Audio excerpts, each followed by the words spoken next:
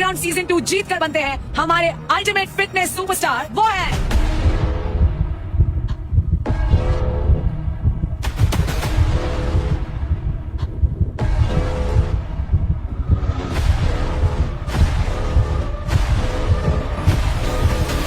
Divyanshu.